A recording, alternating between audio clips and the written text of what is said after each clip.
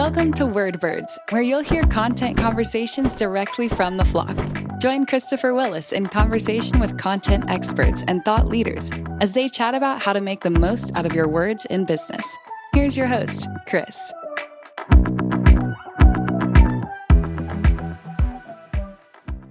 Hi, and welcome to Wordbirds, a birds of a feather conversation between people who care about content. Today on the show, we're talking to Jackie Wolf. Jackie's learning and development content developer at Medix. Medix provides workforce solutions to clients and creates opportunities for talent in healthcare, life sciences, engineering, and technology. In this episode, we'll be talking about how developing great content is about more than just creation. It's also about the support of content's consumption, and how being a great learning content developer is predicated on the creator's selfless gift of betterment for the user. So sit back and let's get some insight from the flock. Hi, Jackie. Welcome to the show. Tell me a little bit about yourself. Hi, Chris. Thanks so much for having me. So I'm a learning and development professional based out of the Chicago suburbs. I currently work for a medical staffing company that works nationally across the United States. So, always working to make sure that they have the content they need from a learning and development perspective. I also got a certification from Associate Talent Development Professionals. So I've learned a lot in the past year or so in order to get that certification and further help my teammates. So tell me a little bit about the type of content you create in your job. Yeah, absolutely. So within our learning and development program, we primarily have 4 different programs that support the different functions of our business. So we are a recruiting firm, as I mentioned. So we have an overall onboarding program that our internal employees, they have a 4-week program that they come in for. And, we've worked really hard to develop that in order to make it a really interactive program for our new hires. And then we have 3 different professional development programs. And those range everywhere from the sales sector to then into, professional recruiting and beyond. So we're making sure that those programs are always up to date with, not only the processes that we have in-house, but also keeping up with the staffing world in general. So I work to make sure that all the content for those programs is, again, up to date, along with my teammates. We all kind of work hand in hand on that. But from a content like visual perspective, I work a lot to make sure that that is, pleasing for the viewer, and it makes sense on our part. So it's, a lot easier to upkeep as we're making changes. So along with that, we also, I create a lot of on-the-job resources. So yes, people can learn a ton in session, but there's definitely information overloaded at certain points in time. So we like to provide resources for them on the job so then they can refer back to it. And it's, a lot easier for them rather than having to retain an hour's worth of information and then using it, later that day or even the next day where they lose half that information. How do you know when your content is good? We survey the heck out of people. We definitely can't make any improvements without the help of our coworkers. And, if we're not providing what they need in order to do their jobs successfully, we listen to that all, good, bad, otherwise. We want to make sure that we're providing the best content and information that they need to do their job well. And if we're missing the mark, then we're missing the mark. And we really need to go back and reevaluate and figure out how we can, improve it over that. So if you extrapolate out from there, your colleagues' ability to be successful in their roles is tied to the creation of your content. So if your content is good, they're going to be successful in hitting their goals. So it ties to the success of your company, essentially. Absolutely. Yeah. So from a challenge standpoint, you create content, you put it out there. Is that enough to get people to A, use it, and B, be successful as a result of it? Yes and no. I definitely think that it takes some intrinsic motivation in order for someone to actually be successful at their job. Just because we put content out there does not necessarily mean that somebody's going to review it. We work across 25 different offices for our company. And obviously that means from a virtual perspective, we can't have eyes and ears on every single person within the company that we work with. And so when it comes to some of our programs, we say, hey, X content is, mandatory and required in order to finish this program and graduate from it.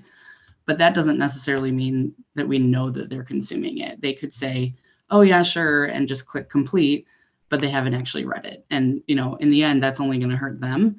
But we, of course, we try to provide as much as we can as far as different support and content in different varieties as we can. So it's more than just the creation of content that you have to think about. It's the consumption of it. It's just the support, I guess, of the consumption of it. Is it content that will be used, that wants to be used? Will your audience be able to consume it? So you have a lot of things to think about when you create a piece of content. Yeah, I think it's a big misconception when, for example, creating a training PowerPoint. When I go in, I'm not just saying, okay, what information needs to be, transferred over to the learner. I'm thinking about how that information is being consumed by them. I'm thinking about, what do they know leading up to this point, and how will that affect all the information that they're about to consume in this. So not only that, but we also try to make sure that we create content in an engaging way. So a big push that I've been working on implementing throughout the things that I've created over the past year or so is not just saying, hey, here are these bullets, look at them and hear them speak it at you. But we're really trying to move away from that and into a discussion. So we're asking a question that will then lead to a conversation about the topic that we're trying to gear towards. So I think that's helped a lot because it makes the learner feel like they're more involved, in their learning, and, they can really take hold of that opportunity to converse with the subject matter expert and say, hey, this is, what I've learned from my experience. And then they can actually have a discussion about it. And I think that just makes it so much more of a more well-rounded experience for them, where they're not just sitting there, eyes glazed over, listening to someone talk at them for an hour, but they're actually getting to interact with each other, with the subject matter expert, and making it that much more memorable as well. From a consistency standpoint, so you're creating essentially a library of content for learning. How are you managing the consistency across those so that somebody learns a concept and that concept sticks, or you use a word and that word sticks as it moves across all of your content? Do you have tools to do that, or is that just in Jackie's head? As far as that goes, I kind of think of that from two different perspectives. So we definitely have to stay mindful of like the lingo within the organization. And especially working with new hires, they're just getting exposed to that.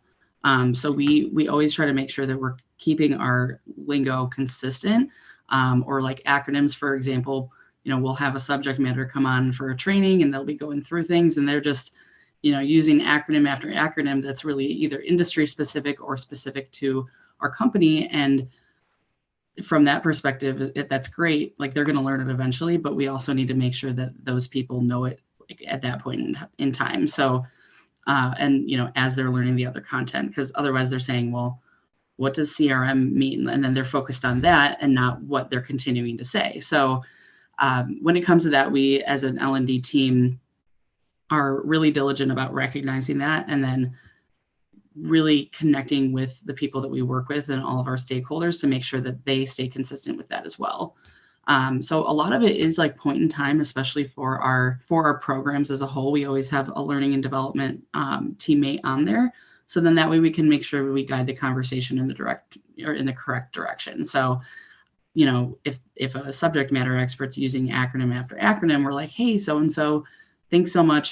Do you mind just explaining that? Or we'll even just pop it in the chat and say, this acronym means this, and, it helps clarify it for a lot of people. So I think just keeping it top of mind is really how we go about it. And then we also have our learning management system.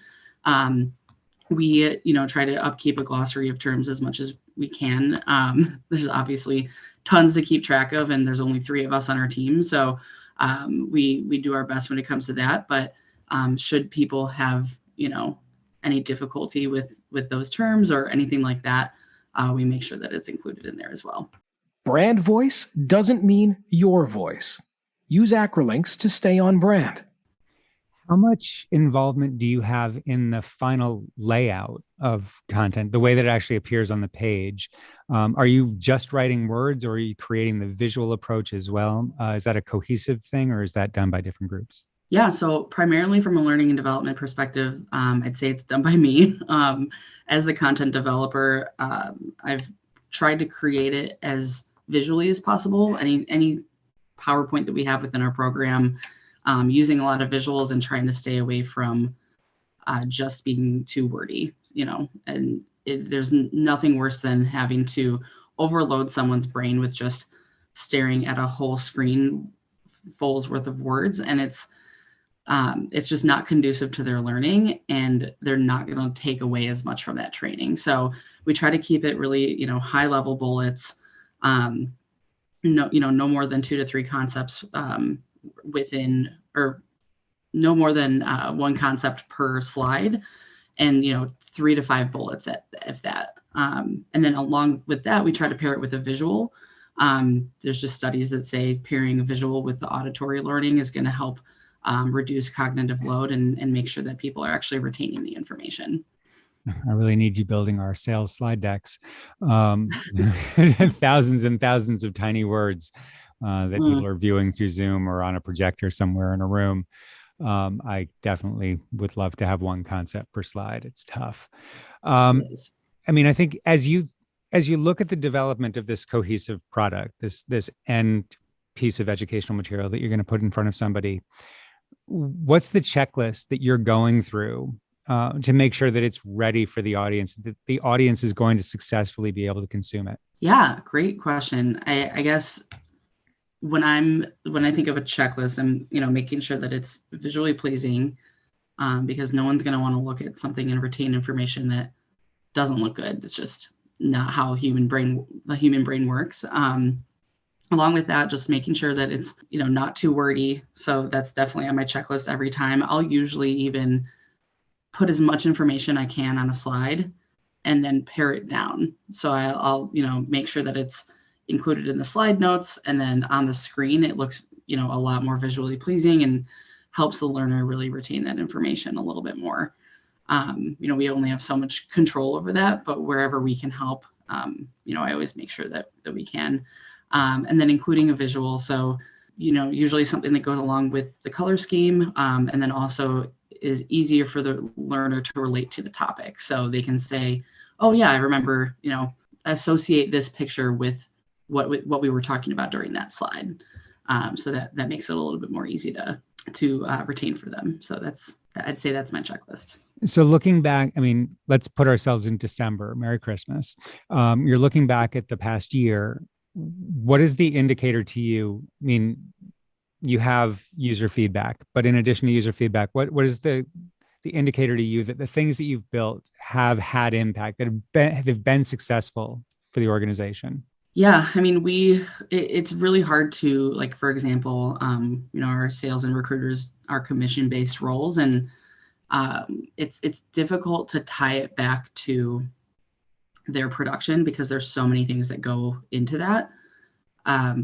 We work to staff people, and people are the most unpredictable thing to work with in general, as we all know. But so we don't really rely on like the recruiter and salespeople's metrics, for example, which is really more so like how we rely on that user satisfaction. So, we create surveys for pretty much everything and send it out to them and say, hey, what's your satisfaction level? Create a Likert scale for that. And then we really rely, when it comes to that, on qualitative feedback.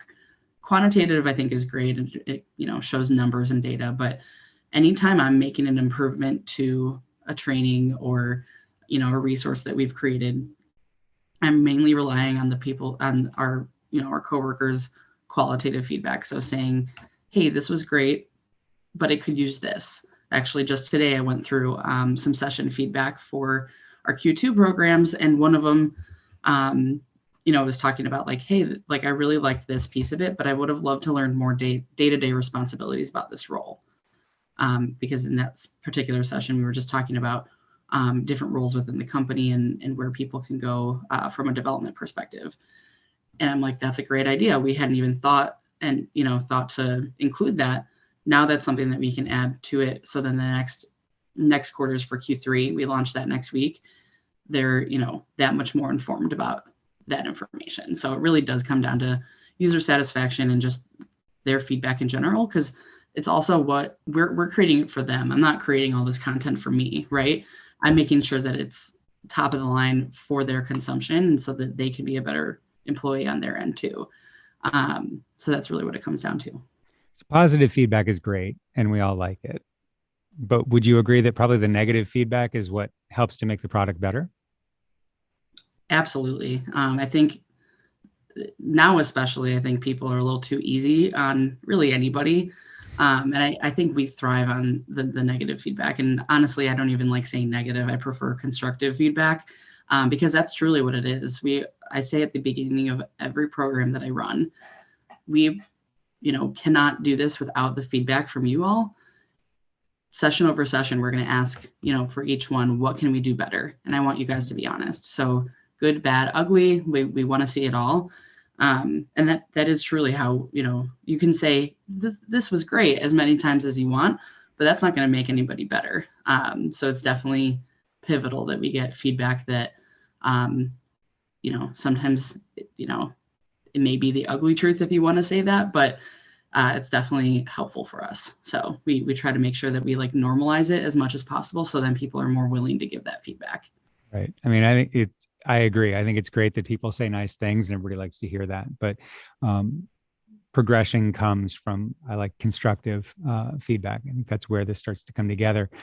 To somebody listening to this that's interested in going into this space, what about you as a person makes you successful in this role? What should somebody think about being, feeling, doing to be successful in a learning and development content role? So I would say there's a few things that come to mind. I think one of the things that drew me to the learning and development role in general, and this is even prior to this company, when I first got into my first L&D role, was the fact that I got to help people.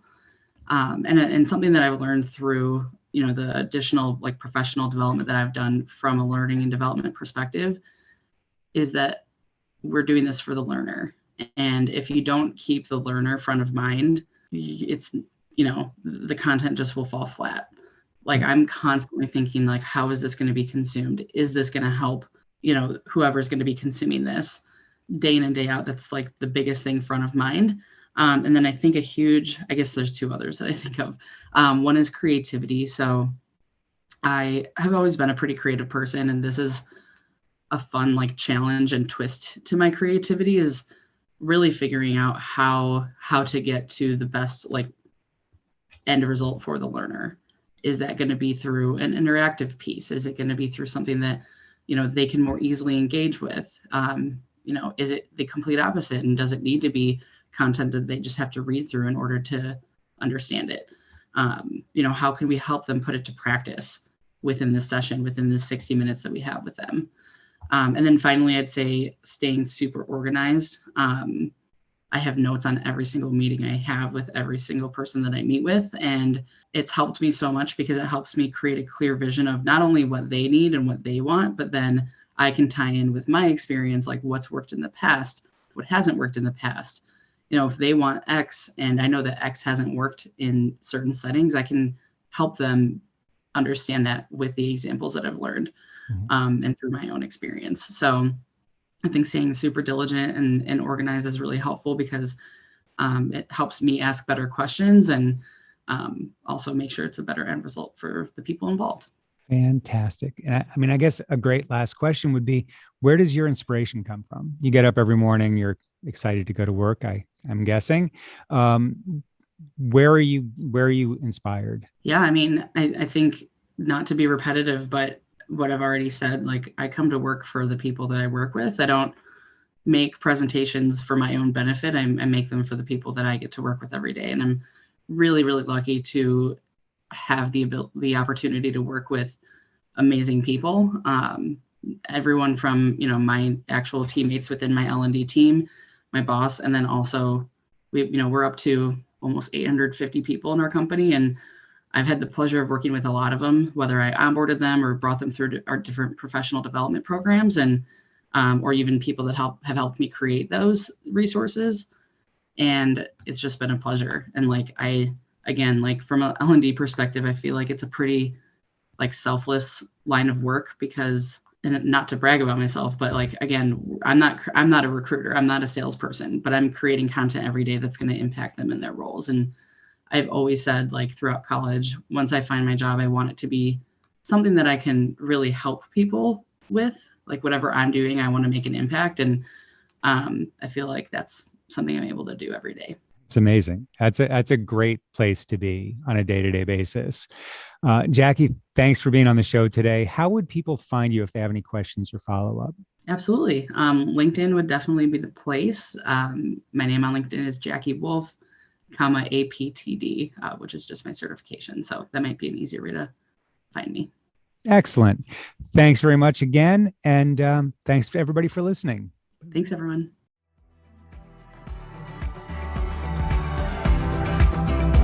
Thanks for tuning in. Make sure to join us next time for more insights from people who love words. This podcast was brought to you by Acrolinx. Continue honing your enterprise content by checking out other episodes at acrolinx.com/wordbirds. If you have questions or comments, feel free to get in touch with Chris and his team by sending a message to word.birds@acrolinx.com. That's all for now. See you next time.